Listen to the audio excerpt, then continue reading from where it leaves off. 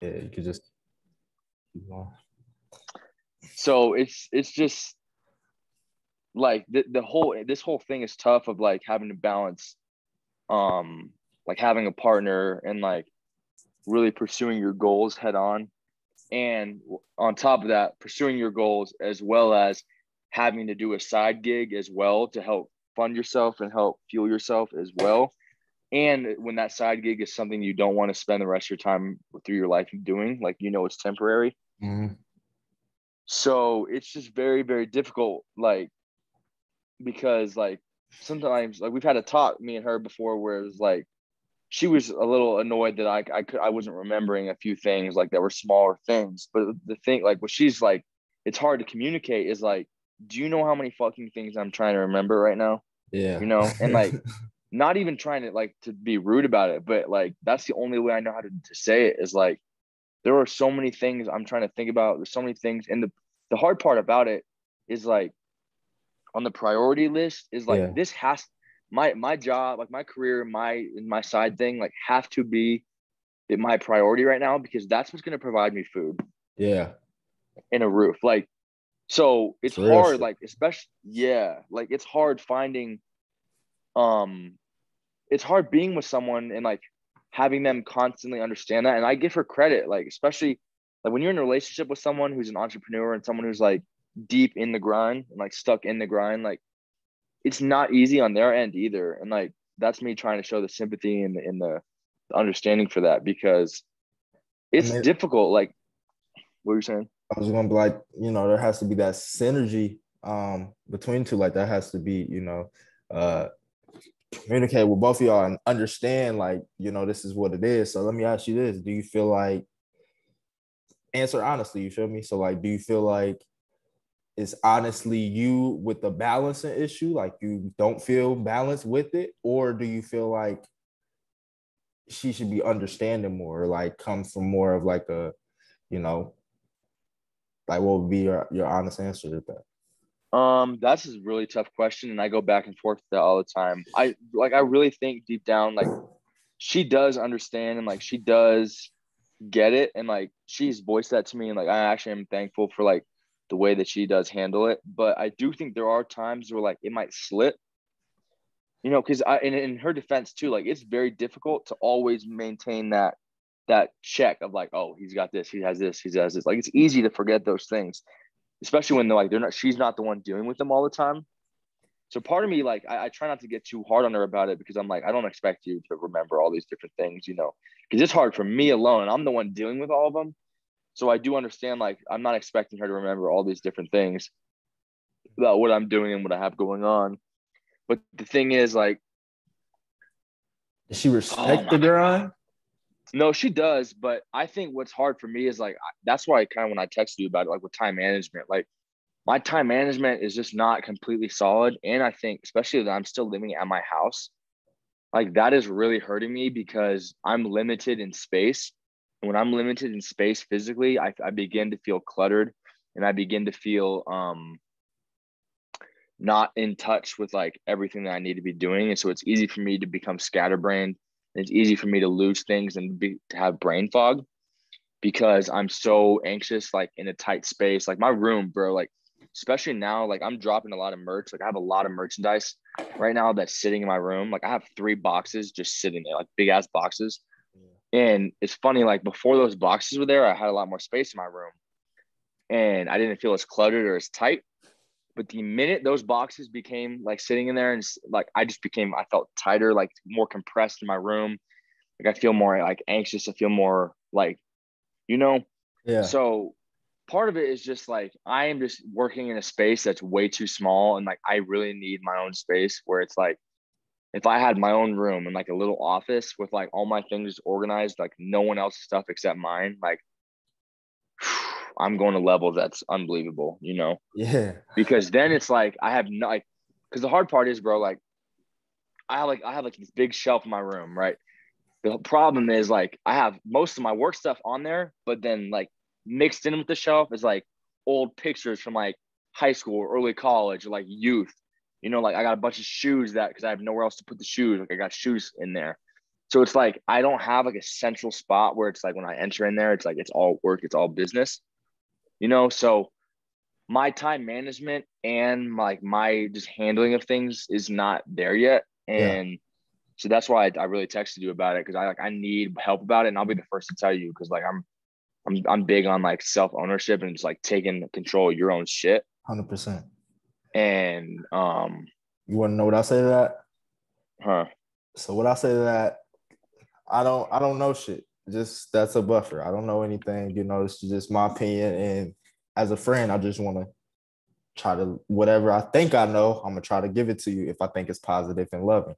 So what I'm hearing is you said anxious and anxiety a couple times. And Yeah. what I know about anxiety and depression, specifically, two big things that a lot of people deal with is when you're depressed, you're thinking in the past. So you're not thinking in the past. You already moving forward. Anxiety is thinking about the future. So I think that, you're living in the future, like you have all these goals you're trying to reach, you're trying to get to this place as fast as possible. Gary Vee talks about micro speed and macro patience, micro speed. Mm, So like I feel like you got that shit down, the speed. Like you're moving, you attack shit, you go at it. You feel me? And I think that this is just a realization. I just made a YouTube video about it because this is like something that hit me too. Is just the fact of patience. Like yeah. 10 years, like you dealing with good problems right now. You overwhelmed, you're in the space. Like a couple years from now, when you're out of the space on your own with merch going crazy and the brand so much bigger, you're gonna be like looking back on those moments like that was humbling, like that was fire, like that Mm. was, that was the early grind. So I think, with that, I want to say welcome to another episode of Prosper Performance Podcast. I'm your host, JV, here with my boy Gabe.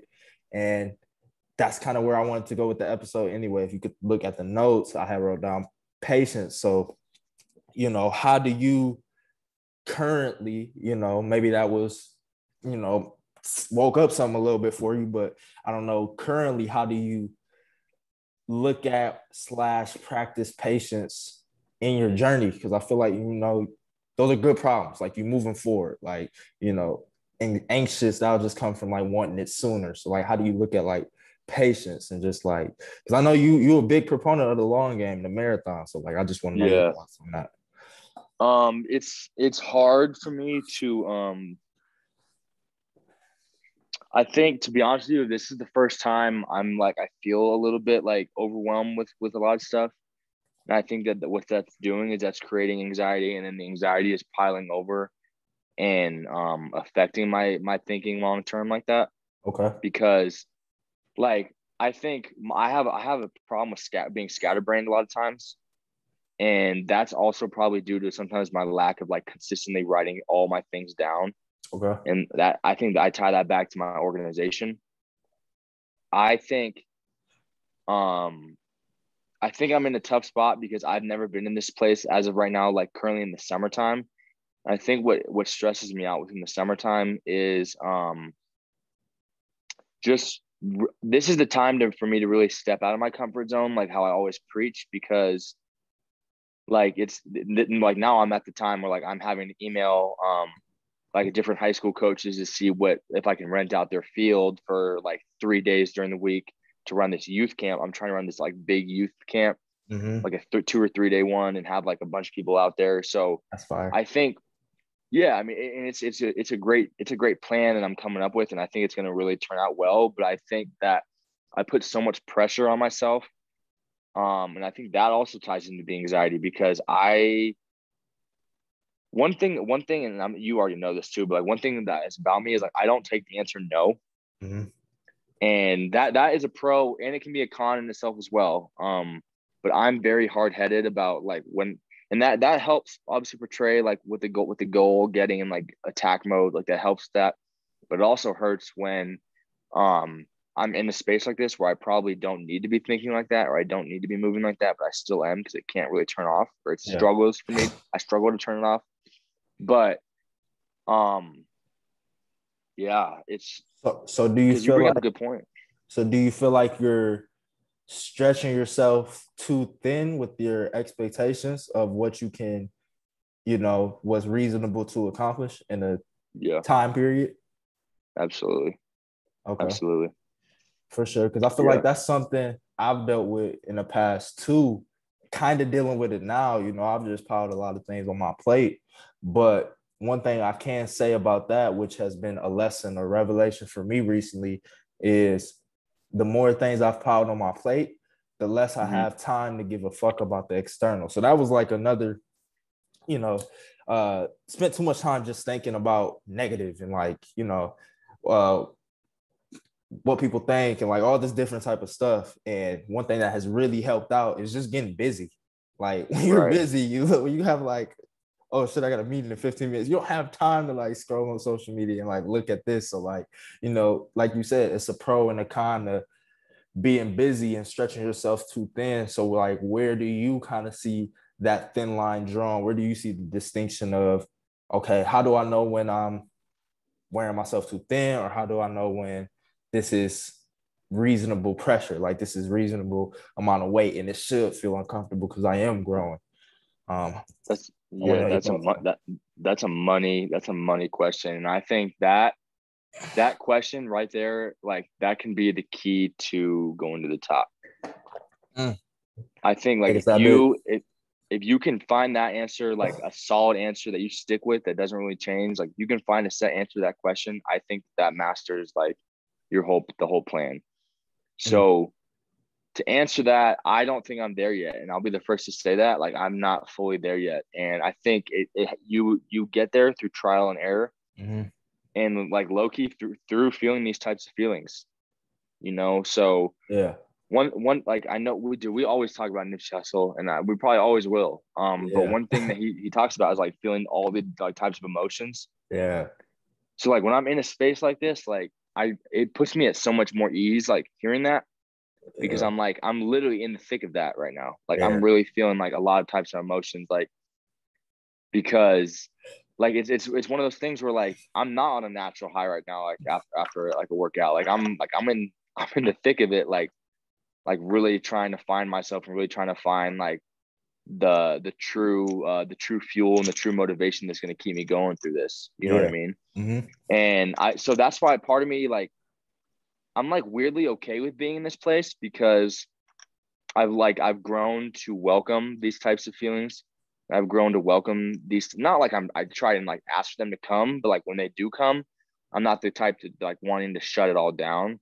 I'm the type who like, I want to like go through it and power through it, and then look back on it and be like, okay, I need to keep doing this when this happens. I don't want to do that again when this happens, you know? And I guess that's me really communicating that in the most easy way possible, like the most simple way possible, because I feel like sometimes people like they overcomplicate these types of messages. Like I'm the way I like to say things, like I want to deliver them to like an elementary school person, you know, so that way literally everyone can understand it. It's not like this type of fucking code you got to like break down, you know what I mean? Like, or like the slang you got to hear, like, so yeah, I mean, to be honest, like I just think it's through trial and error. It's just through putting yourself out there and like it's just feeling the feelings. Because if you don't feel them now, and like the way I comfort myself about it is like I want to feel this now and not 10 years down the line where like I'm like solidified in this industry and in this business, you know. You don't want to always be feeling it? I think that's a sign. It's like I think those feelings evolve. Those types of feelings evolve. So like that.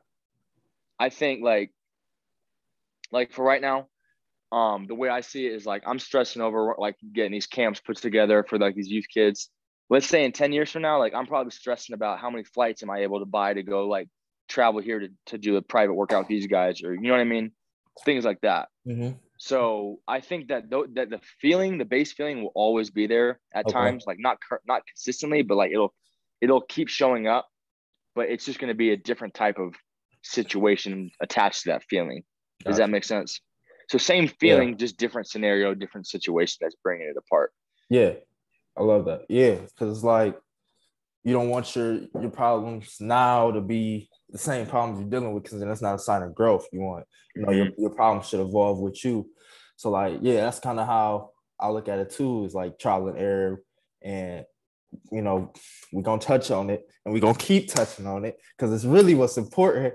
But self-awareness on actually figuring out what you what's your makeup? So like I like the Gary V quote. He helped me because like a lot of people said a lot of different things. So that's one of the things is like, you got to listen to your own inner voice. You can't listen to everybody else, or know your inner voice enough to where you know who to listen to based on your personality. So like with Gary, he's like, I would rather juggle 47 balls, try to keep 9 of them up, drop the rest, than try to just juggle one ball and just keep that afloat without dropping.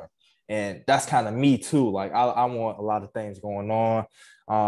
I feel at an ease place with that instead of just trying to do one thing. And then that's like just putting all my effort in that and thinking in that way. So, I think it's like you said, trial and error, figuring out that balance for yourself. Like maybe somebody, they can only do 2 things, like the side hustle and this, and then focus on one thing with that. But also I think a big thing is, and along with the theme of the show, is like perspective of the ride, I think when you have the perspective of a long-term perspective and then a short-term perspective, that's when you could kind of find that peace again. Because that's kind of what I'm hearing is like, we looking for that peace again, that just calmness of like moving towards and just stoic through the trials and tribulations. It's like be on the rocky water on the ocean and then still be able to calm the water. It's kind of like what Jesus did. So it's like, being able to do that, I think takes the perspective out of just like, okay, I'm going through this right now. I'm going to always have stresses and problems. And I just got to trust it's going to all work out in the long run and evolve with it. And, because I think you're doing that. Like, like worst case scenario, what's going to really happen if stuff doesn't go as planned or something like that. So it's like, perspective of like that 10 years. Like, so I like that. I like that vibe. That patience is really patience. It's cliche or whatever, how people say it. But like, when you just like cool with just like, okay, this is it. I mean, find joy in that journey, man. It's an art. It's not it's not a science. Was watching who was it? Tony Robbins. It's like there's a science of achievement, but an art of fulfillment.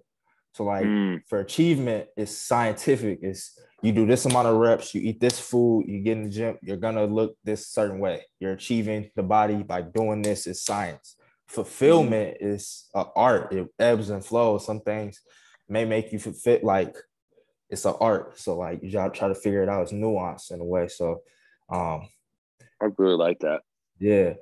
And that's deep. You said, I wanted to touch the last thing you said was like the simplicity of being able to, say things to a child. And that hits me to the core, especially because like I'm a nerd. So like I like to really like go deep into stuff. But when you really go deep into stuff, the people that really know it is the simple stuff. It's like the cliche, it's just the simple truths. And like simplicity to me is like the ultimate, if you could just say something real simple and it actually like cuts through, it's just like, that's it. Like if it's a whole bunch of hoopla, a lot of words, it's just like, okay, you don't really get it yourself. You're confusing yourself. And I fall victim to that. I do a lot of words and stuff like that because I'm still learning. I'm still only fucking 22, but like, I'm learning more and more that the simple truths is like really what it is. Yeah. I think that's very, very powerful. I didn't even think about that with the topic of simplicity. That the overcomplication is so fucking common. That's so common. And I think the reason why I want to touch on this is I think that the simplicity point that you just made, like, bro, you hit it head on. I think so many entrepreneurs who are starting out need to hear that as well, because I feel like the whole journey of entrepreneurship can be overcomplicated. Yeah. And I think that the whole image of it and like the whole idea of it is very overcomplicated. Like, where do you think that sense of overcomplicated comes from? From our society and from our society trying to derail people from going that way and trying to fit them into our normal system of like working the 9 to 5 in the office. Like I really feel like it's society like trying to form people to get scared of that route and trying to put them in the middle class like that. I never thought of it like that, because I was thinking society more so like internal to where you're scared of what society thinks, but like it's the opposite. I feel like like trying to scare them into my bad. I ain't mean to cut you off, but no, it's fine. sometimes that's needed because I feel like people who are listening, like they probably had similar reactions. So I feel like that's good that we got that recorded because when I even saying it too, I was like, yeah, wow. Like sometimes when you say things yourself, like it actually kind of hits you too. Like, damn. That's why I like doing these podcasts so much. And like I wanted to film it today is because like sometimes when I'm talking, like it helps refresh myself as well. Of like, yo, you got to get on your shit again. Like you got to get on this again. Because it's hard. Like I'll be the first to tell you, like yeah, I might like say something that like that's like it's a solid bar, like it's a good quote or something. But like I'm also the first to be like, damn, I need to be like refreshed bad. You know, like I'm not living that right now, or I'm not doing that. And that's been me like the last week or week and a half. And like, so I don't want, that's the hard part with this type of thing is like, I don't want my image. And I know you feel the same because like we talk about this too in private. Like we are not like, we don't have it at all times, you know, like we're not trying to sit here and be like, oh yeah, I did this and this and this. Like you just need to follow what we did. Like we have it figured out. Like, no, we're still learning by trial and error, like today, you know, and we're just like providing a game that's happened literally up to this point. You know what I mean? So it's not like, dude, I have so much to learn. I'll be the first to even with just being a coach, like coaching a wide receiver, like that, the whole game and the position is evolving like slowly but surely. So I have to like stay learning the position. I have to stay learning the concepts, like because it's changing all the time. And so you're never going to be settled like in a comfortable spot and like stay successful. Like to stay successful and to stay down this path, it literally like takes consistent reading, consistent learning, consistent like just never like folding into your ego and folding into like, oh, I've made it. Like I can just go off what I'm doing right now. You know what I mean? So you were gonna say something when I cut you off. Yeah, I forgot what I was gonna say, but damn, my bad. you Gucci. It flows better like this. No, that's what I was gonna say. Actually, there we go. I appreciate that about our dynamic is like we only speak on our journey and just like the lessons we take from it and how we interpret it. Cause like something I find powerful is like I can look at Javian from a third point of view.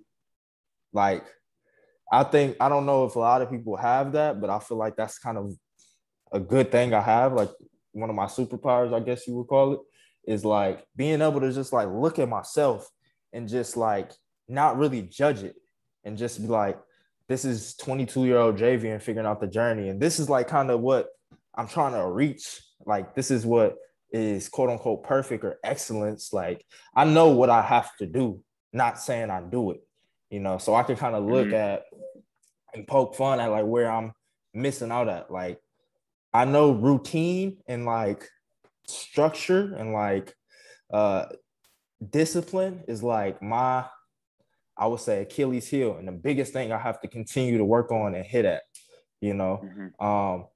So that's what I'm gonna continue to do. But like I think that the way we can kind of take lessons from our journey and just like not really judge it and just like put our third party hat on, just like give our opinion on that, I think is super powerful too. You know, a lot of people try to minimize what they say. I've tried to do it in the past of like not wanting to say certain things because I don't feel like I'm quote unquote there yet. Fuck if I'm there yet. If somebody's listening to this and they're picking up a value gem that I'm looking at myself third party with and they can pick up and apply to their life and implement ASAP and get to the next level, that's just acting out of love. That's just like trying to help. So it's not, it's less ego, I would say. You know, it's ego to kind of hold back, I would say, a little bit. And I've done it in the past. I'm guilty of it. You feel me? So that's kind of why that's dude, yeah, that's money. That's money. And that yeah, bro, that's crazy you say that. Like that's really, I connect with that on a whole other level.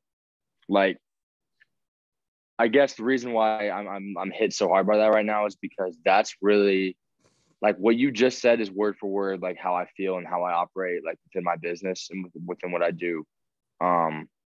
Like having that understanding and like that correct communication to the audience of like we don't have it figured out. Like we don't have it yet, you know, like here's just what we've learned from our mistakes, from our mess ups, from our you know, sticking and moving, you know, in the beginning. Like that's really, like I tell my guys this all the time, because like there's a lot of coaches specifically like in private stuff, and then like in even like within the school system as well, who like they're like, oh, I'm this player, I did this and that, like you need to listen to me. Like I'm the first person to tell my guys, like, yo, I sat the bench in college. Like I didn't play on the field. Like, but the thing is, like the thing I wanted them to understand is like I was in, like, the reason why I feel like I have such an edge and I have confidence, and I don't want that phase me anymore, because I used to let that phase me a lot, is like, yo, I was in the meeting rooms with everyone. Like I literally became a student of the game to a whole other level. And like, just because I'm not playing in the NFL right now, like does not mean I don't know my shit, or like I don't have like a solid grasp that's like constantly evolving. I think that's a better answer, because that's really what it is. But it's that thing of like, and I tell my guys this all the time, like, yo, I'm doing this so you don't end up how I was, you know? And like, that's the whole base of my thing. Like, that's why I'm training dudes, like, and I'm trying to get them prepared. It's because I didn't have that. And so that's, I think, why you and me align so well in this podcast, is because we didn't have this when we were starting up. So it's like, we're trying, like, yo, we fucked up. Like, you guys need to learn from us and help. You know what I mean? Yeah. So that's why this podcast, when we started bringing this about, I'm like, yes, because this is literally the exact same thing I'm doing with my business and with my thing. It's like, there's no ego. It's literally all like doing this from the bottom of our hearts. Like, because it's just like, please, like someone, like people pay attention to what we're doing, like what we're saying, because we've learned somewhat early on from trial and error. So like, at least let us give you a head start, so that you don't have to like do the things and have to experience things we did early on. So you can just get catapulted a lot more, like further and a lot more earlier and quicker. Two things I love that. Two things I want to touch on it. We haven't heard it from our perspective too.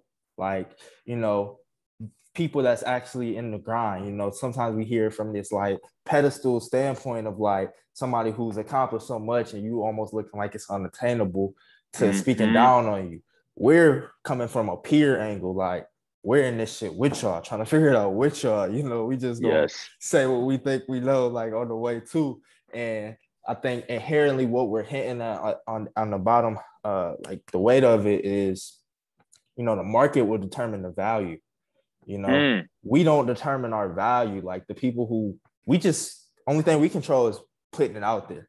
Whatever we think we have, if we just inherently try to give it all and let the market get what they want from it, you know, they're going to tell us if they're getting gain from it. They're going to tell us if it's just helping or not, you know, and stuff like that. So just like with you may have, like you said, sat the bench in college, but you put in the work and got value somewhere else. Now you have value to give. And now your clients and your students and the people that you coach are getting value from you. So that's, you know, they're determining that. They fuck with you. That's why they keep coming back. You know, that's why they're referring people. That's why your brand is growing and stuff like that. So I can speak from experience on something that I'm probably still struggling with to this day, where I'm not going as far as content on as probably I should, is because trying to measure the value based on where I think I should be, less than letting the market determine the value. And I think that's huge for a lot of people trying to get into entrepreneurship, content game, personal branding in general, thinking you have to be an expert and stuff like that. Just put your shit out, put your best shit out, give it from your heart, act in love, try to better somebody's life and let them decide. You feel me? And be consistent. Yeah. Because like all it takes is one person to be impacted that gives me fulfillment. Like, I don't know about you, but like I see one person comment on a YouTube video or reach out to me and say something hit. That shit makes me light up. It's like, damn, really helped you. Like, that's crazy. Like, you really wanted to reach out, take some time out your day to tell me that I really helped you. That's nuts. Like, you know, that's why we do it. Yeah. So like, to kind of transition into a different segment, is like, what do you feel like recently has been, I know that, you know, you're going through some things right now and stuff like that, but what do you feel like is probably the biggest thing that's holding you back from the next. Because I'm a big believer in knowing what you got to do to get to the next level. I feel like everybody really inherently knows intuitively what you have to do to get to that next level, and it just may be hard. And it's good to admit that. So what do you feel like is really holding you back from getting to that next level? One thing, if you had to pin it down, and also one thing that you're doing well that you think people need to do that you're doing well. So two experience things. I'll start with the positives first because I try and pride myself on positivity. I would say the thing I'm doing really well right now that I think has been able to separate myself is I put all my chips in on this. And that is really saying in regards to like the day I finished school, like literally the day I finished online class with Florence, and I'm like, from this day on, like this is what I'm doing, like until I don't want to do anymore. And that might not be ever, but like that moment when it was like, because before my mentor, like while I was like kind of bring up this idea of doing this, like he told me a long time ago, he's like, you need to be posting every single day. And I was like, yeah. And I was not posting every single day, right? The day that I just finished college, I literally started posting every single day. And that to me is defined as putting all my chips in. And I screenshotted my profile picture when I first started my business. Whole different logo that was like half-ass made, like on my sister's like iPad. Yeah. Like 30 followers, like 20 following, and all my posts were just reposts from other guys. Yeah. Now I look at it now, bro. I have like 450 followers, 460 followers. And this is in like basically a year as of like last week. Yeah. 450 followers, like following probably 300. So the thing I'm doing really well is just being consistent and just putting all my chips in. Now, the thing I'm not doing well that's holding me back. Before you get to that. Okay. Before you get to that, and I wanted to stop you before because I read this. I forgot where I like to play homage, but I can't. We sit too long in the negative. I'm like how you said that I want to start with the positive first because I like to pride myself on the positive. I feel like as a society, we sit too long in the negative and not long enough in the positive. Like Facts. That's nuts. Like that's progress. You felt that, like, feel that, grateful for that, and like realize how major that is. So many people are crippled to even post one thing about how they truly feel that they're passionate about. And you're building a whole brand with it. Like, man, we just gotta sit longer in our good. But yeah, I just wanted to touch on that before we got to the bad. No, yeah, that's deep. Damn, I probably needed to hear that too. Good shit. Yeah. Probably the thing that's holding me back. This is tough. I think it's, to be honest with you, still, like, I just think it's lack of exposure. And that's also due to my, like, I think to some anxiety that I'm still I'm really trying to overcome right now. Like, explain that. Just exposure. Like, just put my name out there, like, with no hesitation. Okay. Like, it's hard to do, like, because one of the things that is very toxic in athletic world is like, oh, you didn't do this. Like, you didn't actually do this, Okay. So, and it's hard to do because I wish I had a whiteboard and I could write on the whiteboard. In my wide receiver room alone, when I was in college, let me list off these names to you. Michael Gallup, he plays in the NFL. He starts in the NFL. Preston Williams, he starts in the NFL on the Dolphins. BC Johnson starts for the Vikings. Warren Jackson, he's on the Broncos right now. And do we have another one? Oh, and Rashard Higgins. He was a little before me, but he plays for the Browns. That's 5 receivers, all in the NFL, coming from the same receiver coach that I had. And I was in the meeting room literally the entire time, soaking up knowledge in game from everything. Really, like, sitting there, we all had our notebooks out. Like, dude, I can't even count how many times, like, just sitting in the rooms, like, taking notes, like, learning the things. And for me, like, I was coming in learning. I knew none of these things because I came from a shitty high school program. Well, not shitty, but just like not well like prepped for college and like in terms of preparing these guys for the next level. Like those coaches didn't have a grip on that really. So I had to learn a whole new type of game, a college style type of game from literally one of the best receiver coaches ever, who went on after I left to coach for the Green Bay Packers, coach their wide receivers. Now he's coaching at Wisconsin. When he was coaching for the Packers, he was coaching the number one wide receiver in the league, Devontae Adams. Mm-hmm. Right. So I want to have this whiteboard saying I picked up game and knowledge from all these guys and this coach who is literally a wide receiver guru, like one of the GOAT coaches of all time. Right. But it's hard to do that because like no one cares. Like Mm-hmm. people don't want to know your story like that. They want to know what you can do for them. Mm-hmm. And I'm talking at least in this industry. Like that's Oh the cold no, hard truth. everybody's industry. Yeah, that was a bar. You That was a know, bar. Keep going. and that sucks because it's like if people really did care and they paid more attention and I had that whiteboard, do you know how many more people I'd get right now like flocking over to that? Yeah. But that's the thing. They just don't give a fuck. And honestly, I understand like they have their own life to live, their own problems and stuff. So I'm not gonna sit here and get my feelings about it. Like that's whatever. I don't care. I'm at peace with that now. Uh-huh. But one of the things I'm still struggling with, and I'm sorry this is so long, is It's needed. having that trust and that self-talk deep down to understand like, yo, like your shit at all times. Like do not fold under any of these things. You know what I mean? Mm-hmm. Because people are quick to be like, oh, well, you're not playing the NFL. Like, how do you know? But there's a difference between being a good player and a good coach. Mm-hmm. There's two different. Like you look at Nick Saban. You ask the head coach of Alabama. You ask anyone around here where he played at college. I guarantee you, if you ask 100 people, less than 5 people will know where he played in college. If he even played in college, I don't even know if he played in college. Yeah. Dabo Swinney, who coached at Clemson, was a walk-on wide receiver at Alabama. Yeah. Never played.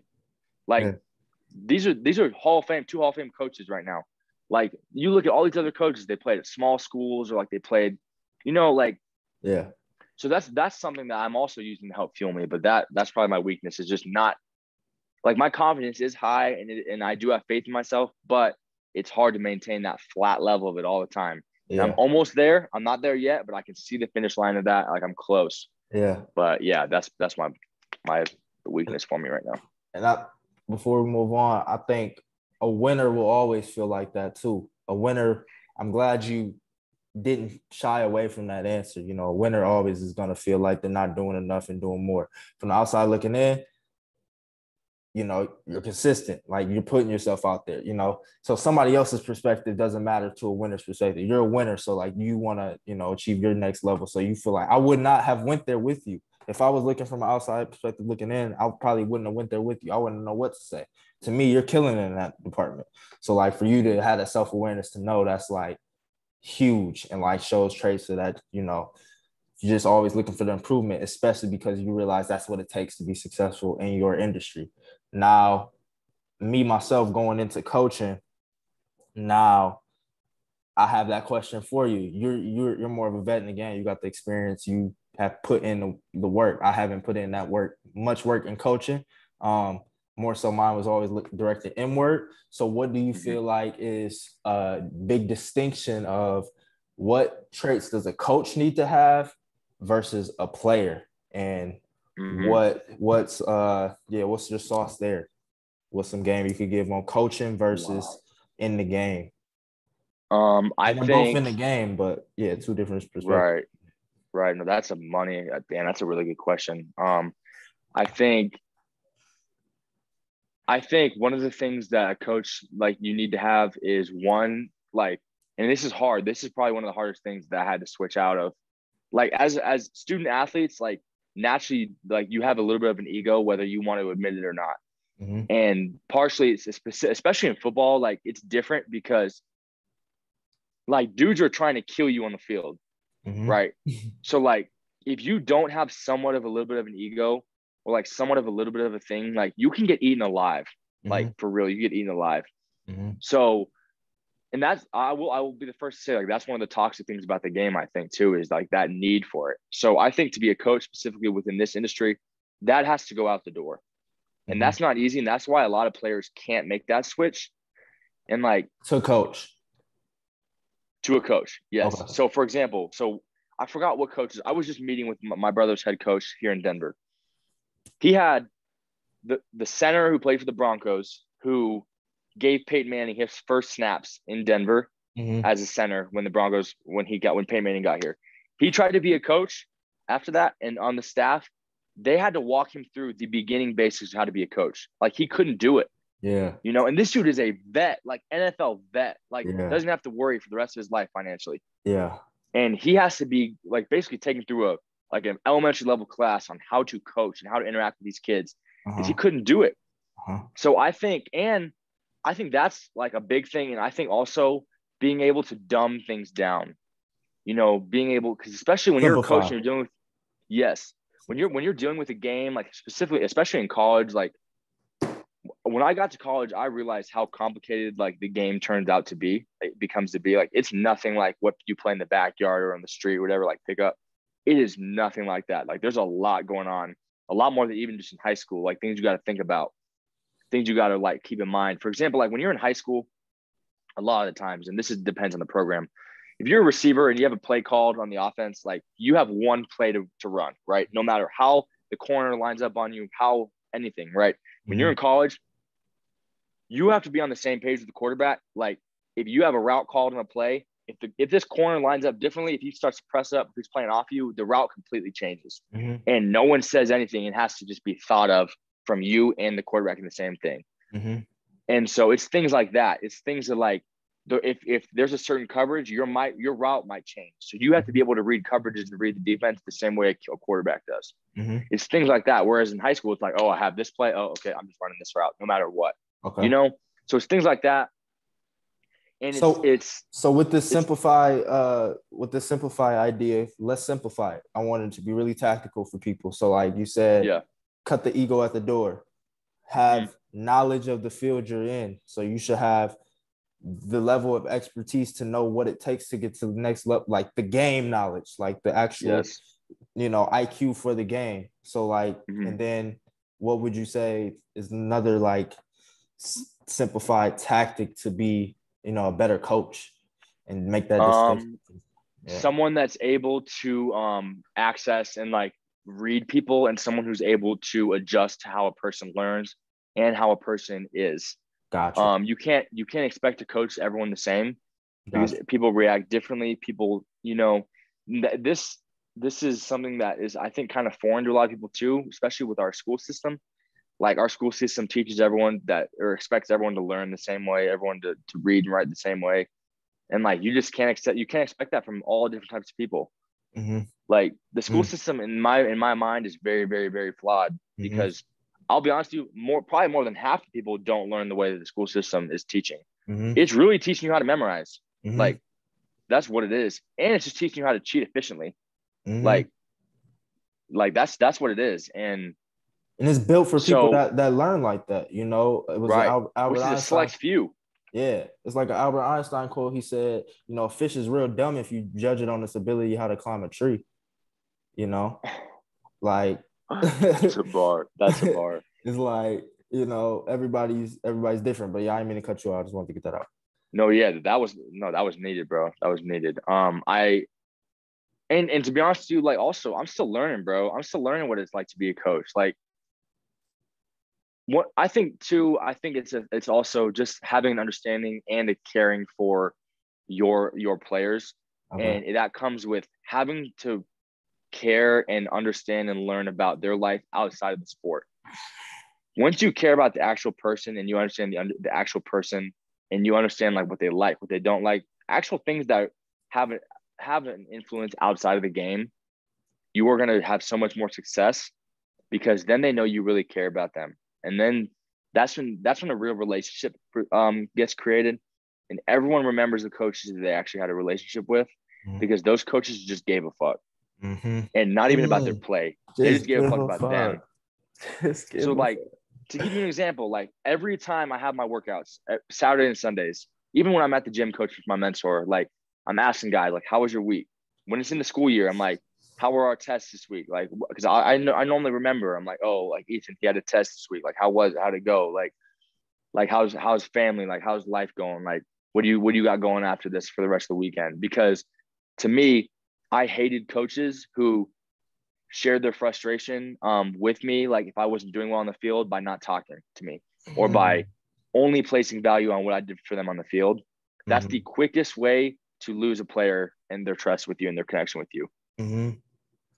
That's probably what I would say. And those are basics. Like that's easy. It gets a lot more than just that. I love it. That's easy. Like, you just have to give a fuck about the I person, love about the it. people. I That's why love it. helping people, bro, and sign up for that is not for everyone. And that's why a lot of coaches suck ass, I because love they it. just don't care. They don't Yeah. care, and all they want to do is they want to rub their ego and show all these people like, oh yeah, I know what I'm doing. Like, I know this stuff, and Yeah. that's it. And then go home, don't reach out to them. Like, bro, dude, I'm texting this my receiver group chat like 10:30 at night, sending clips of these things. Like, these dudes, they don't want to be talking about football right now, you know? Yeah. But like, Yeah. I just give a fuck, bro. I just care.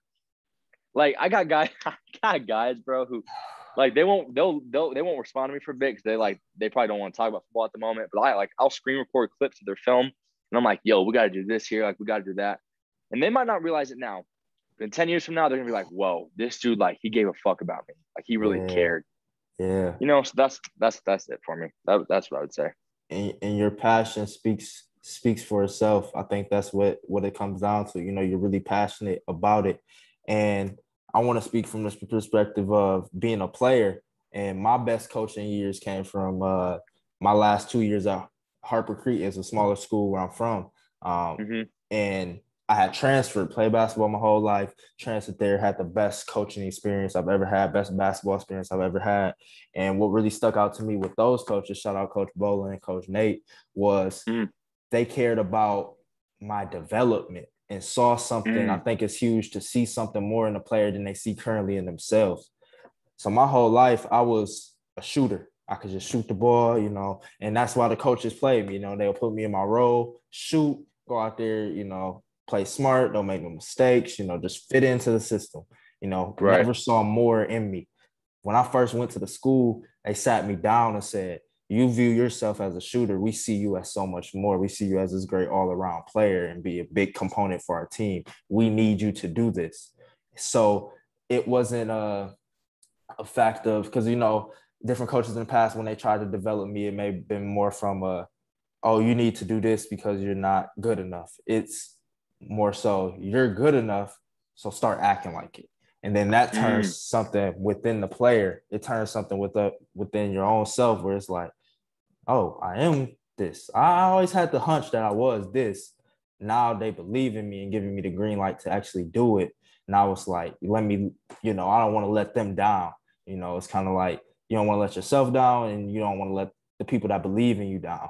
And I think that's a big thing. And I hope everybody's just taking, you know, heed to what we're saying and not even in an athletic sense. This is speaking athletic, but this applies to business coaching when you're seeking out mentors, when you're seeking out, you know, people who can get you to the next level artistically and creatively and people that can help you, you know. And even if you're playing that mentor role in other people's life, and whether it be parenting, whether it be, you know, your little brother, whatever it may be, just speaking from experience, I think a big shift in a lot of people who has that role of coaching or mentoring, whatever you want to call it, to empower instead of dictate, you know. And that's like a role of good leadership in general. Like if we look at like presidents and stuff like that, the greatest presidents are people or leaders in general who are not frowned upon, like the Hitlers or the Stalins, or, you know, the people who we actually inspire to be like the Barack Obamas, the Bill Clintons, the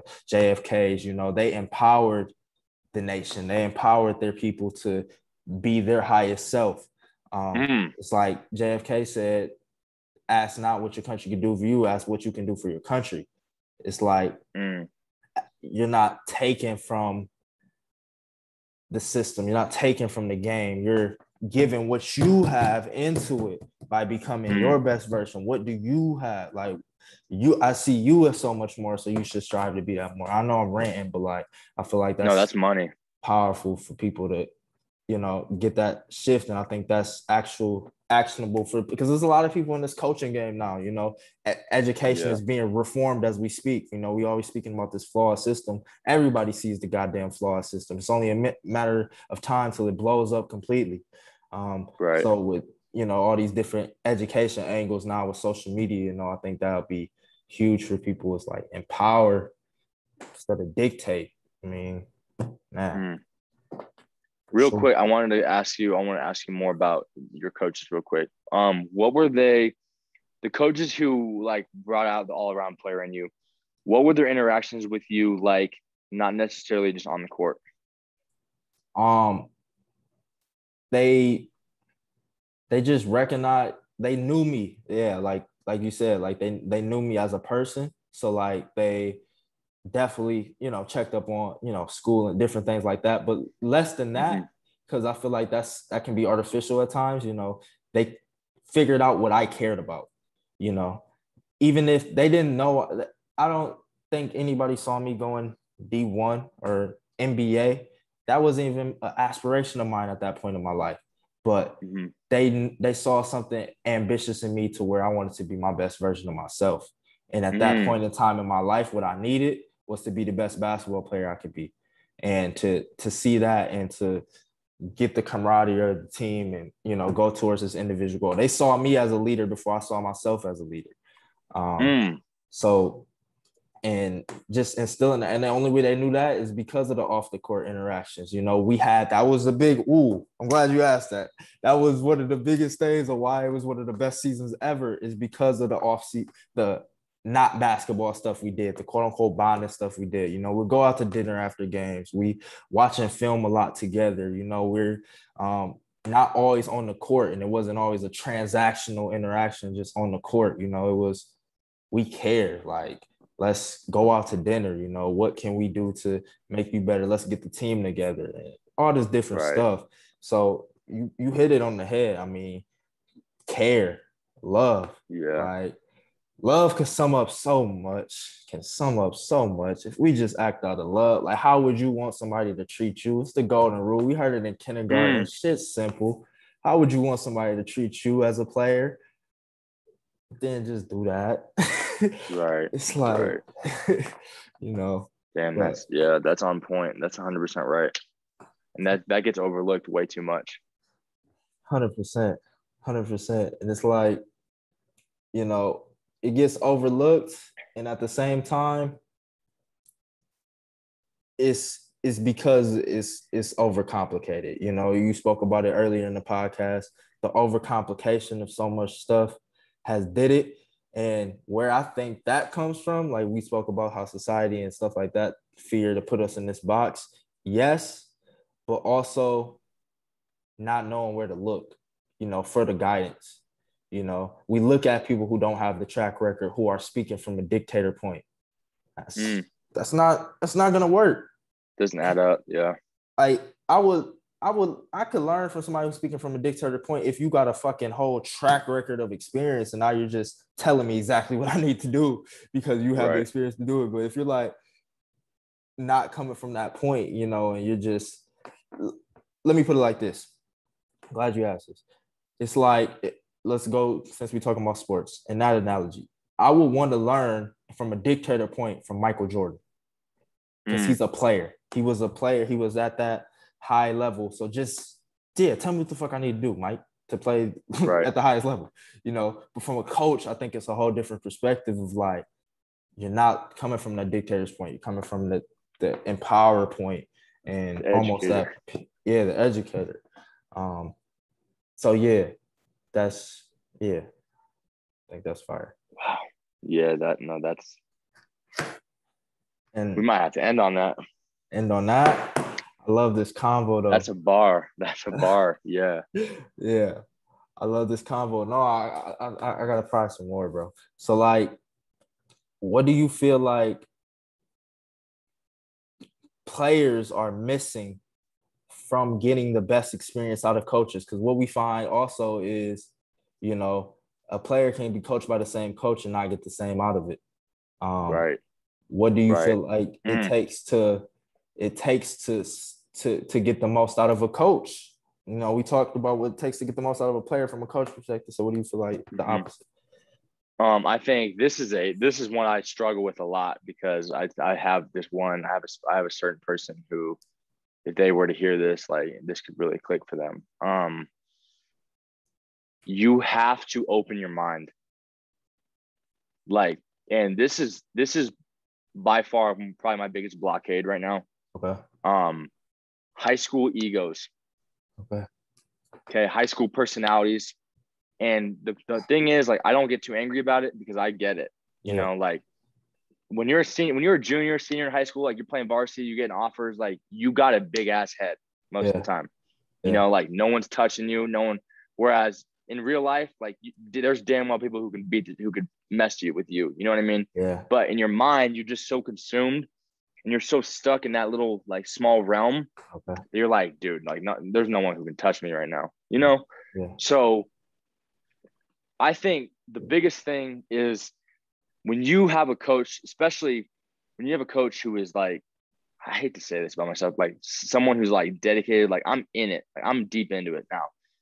If I have an athlete who is either not listening, doesn't trust what I'm saying, or like isn't coachable, like that hinders my capabilities so much because they're so happy and they're so like confident with what they've done so far or like with what they're doing that they feel complacent or they feel like they know it all or you know what I mean? Mm-hmm. Mm-hmm. So that's by far like that's one of the toughest things for me to deal with because the sad thing is that the thing is like I wish I could communicate to this, but they're really only going to be able to learn through this with experience. Okay.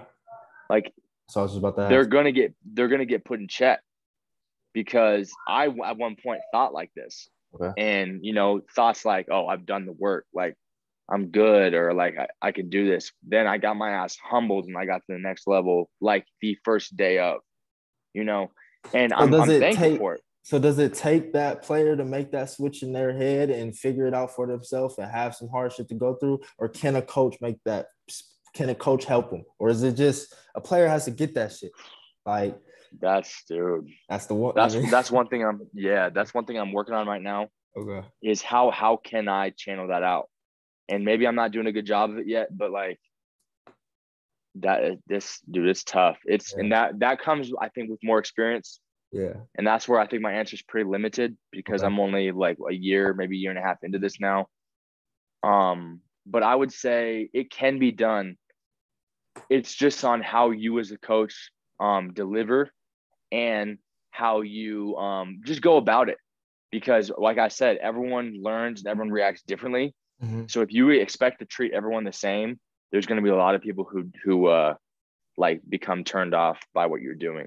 So being able to have a flexible engagement with different audiences and a solid knowledge of how to do so, I think that's the key to it. Because yeah, everyone learns differently and everyone has their own things and everyone has their own mindset and everyone has their own. People are either closed-minded or more open-minded. And the only way I know of it right now is that the guys who are open-minded for me right now are going absolutely off right now. And the guys who have developed trust with me and who have developed like an understanding and like a caring for the game, like as of right now, bro, it is unbelievable to see the progress. Like unbelievable. And I feel good. that's at least for right now, like that's the only way I have found I can do it is like some of these other like stubborn kids or like closed-minded kids, they're seeing these other guys work with me and they're like, whoa, like he's changed, Yeah. you know? Yeah. But also it is also just sometimes just people aren't gonna vibe. You're like, I'm not gonna vibe with everyone, you know, and that's the cold hard truth. Like no matter what I do, Yeah. like there's only so much I'm gonna be able to do. Some people just won't be able to vibe with me. And that's okay. Like that's just how we are as people, you know? So yeah. And yeah, and that's like the epitome of like those great coaches. Like that's a tough question to answer. Like, is it, the player, the coach, or like, can you make that switch for the player? But right now, from my limited experience, I think it does have to be a player switching ahead. Coach can try all they want, and things like that. And as long as you still see potential in that player, like that's when it still comes. Because like one thing I did take away from my earlier days of hooping is like one of my old coaches, my ninth grade coach, was like, if I'm still talking to you, that's good. That means you're still, I can help you. When I stop talking to you, when I stop getting on your ass, that's when you should be worried. Right. It's like, you're a lost cause. You got it all figured out. It's like All right, bro. Go do you. You can't get any better. You know, you're Right. the greatest that ever walked this earth. Go do your thing. Right. So it's like, yeah, I mean, that's fire, bro. I'm really enjoying this conversation. That's why I don't want to get out of it. I mean, do you have anything, maybe, I don't know, any questions for me or last topics that you want to touch in? I kind of wanted to, I don't know. I think, and we ended on this quote, I think a little while ago, and I like I try to live by this quote every day. The day you stop learning is the day you stop living. And Sheesh. if There you you stop stop it. learning, if you stop learning, um, like that's it for you. You know, if you stop trying to learn, and I'm saying learning as in reading, podcasts, YouTube videos, like any, you know what I mean? Any Yeah, type of thing where like you're gaining and you're having to like put yourself in a spot where you're having to obtain information. yeah, If you stop doing that, like you've hit your peak and you've hit yeah, your stopping point. Because at that point, then the mind is switched and you're like, I'm good.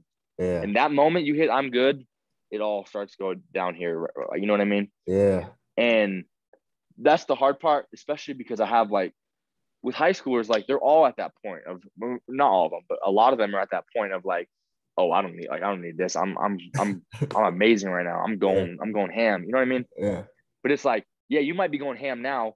Imagine what you would be doing if you tapped in with like a trusted resource, you know, who actually cares about you and would put in all their effort for you. yeah, Imagine where you would be at then, yeah, you know? But that's another thing. People just get satisfied. People just yeah, get satisfied, bro.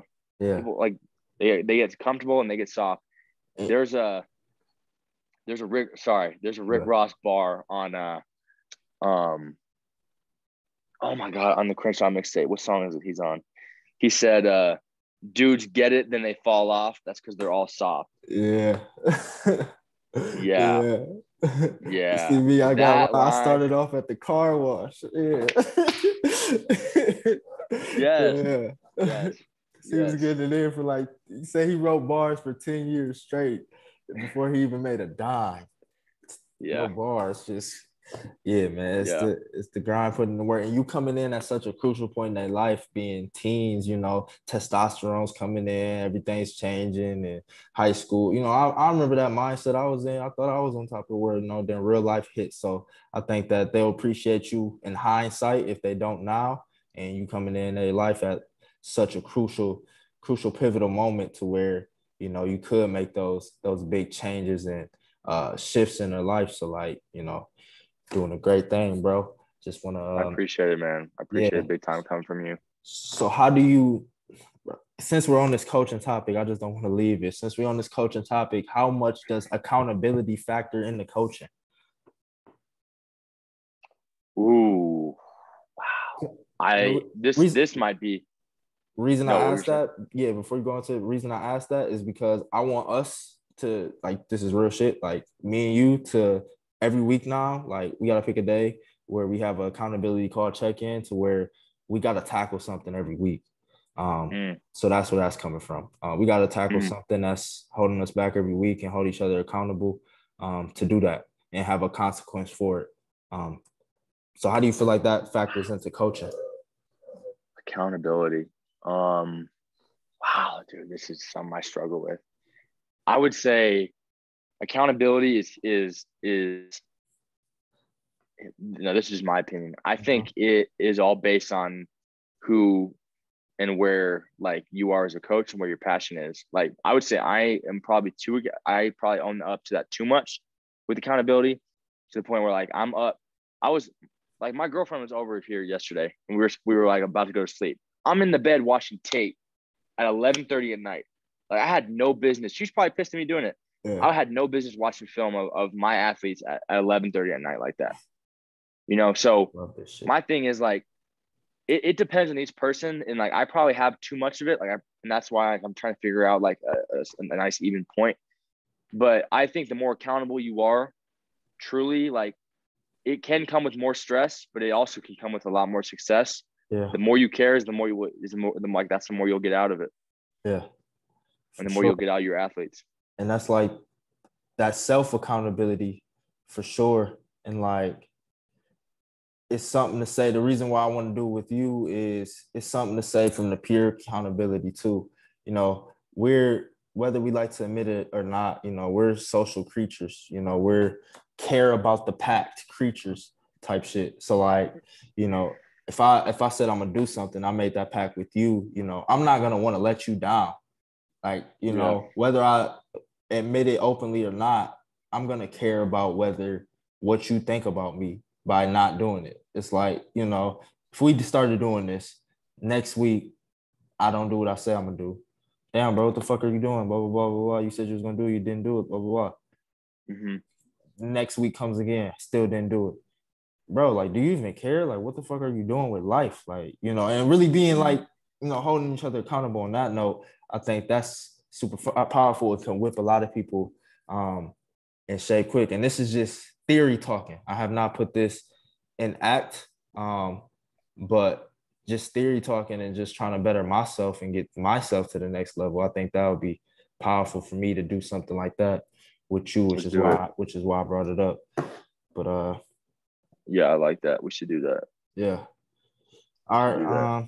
Yeah, I mean, we've been at it for about an hour. So, you know, unless you got any last word, I know you already said kind of what you had left was, you know, the moment you stop learning, it's the moment you stop living. Yeah. The day you stop learning is the day you stop living. Yeah. It's fire. That's fire. You can never learn too much, man. Yeah. It's funny. So real quick before we end on this, we have this kid who trains at our gym. Mm-hmm. He's the number one quarterback in the nation in the class of 7th grade. And he's about like after he finishes up 8th grade here in Colorado, he's going to transfer to this high school in Alabama because he's trying to go to Alabama for football. He wrote this Nick Saban quote on the board, and I can't believe that a kid this young wrote this. And he said, don't drink from the fire hose because you can only take so much. Don't drink from the fire hose because you can only take so much. Meaning, like, you can't take all of it. You can only take, like, a little bit of it. It's like a tease, right? Yeah. Whereas you would much rather have, like, the fridge or, like, something where it's consistent and where it's always there instead of, like, falling for the little bite of just, like, the little glimpse of water. You know what I mean? Because obviously you're going to have to turn it off. It's not there, like, because you're not living with the firehouse or with the fire hydrant.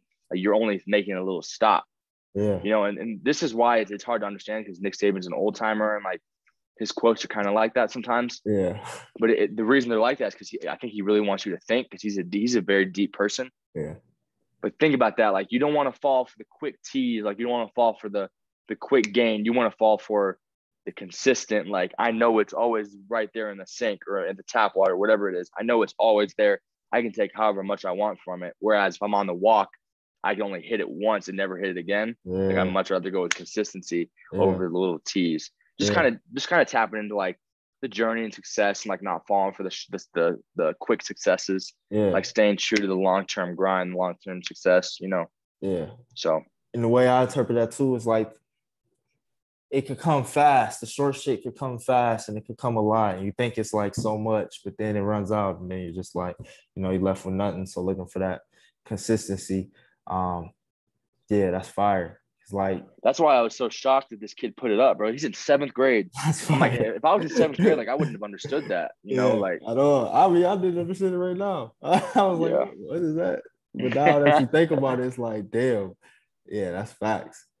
That's facts. But yeah, I think that's fire to end on. You know, another great EP. I hope y'all enjoyed. You know where to find us, Prosper Performance on Instagram. My own personal Instagram is JV Hodges.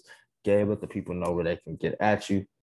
Personal Instagram is Gabe Cardenas 6 CARDNAS. My glove work, my training account is at Glovework Training. There's no like short sentences or anything. It's just the full thing spelled out. So yes, sir. Come tap in with us. Yes, sir. Hope y'all enjoyed. Hope y'all got some value. If you did, stay tuned because we keep coming with more heat. So catch y'all on the next one, and y'all stay blessed. Peace. Thanks for listening, y'all.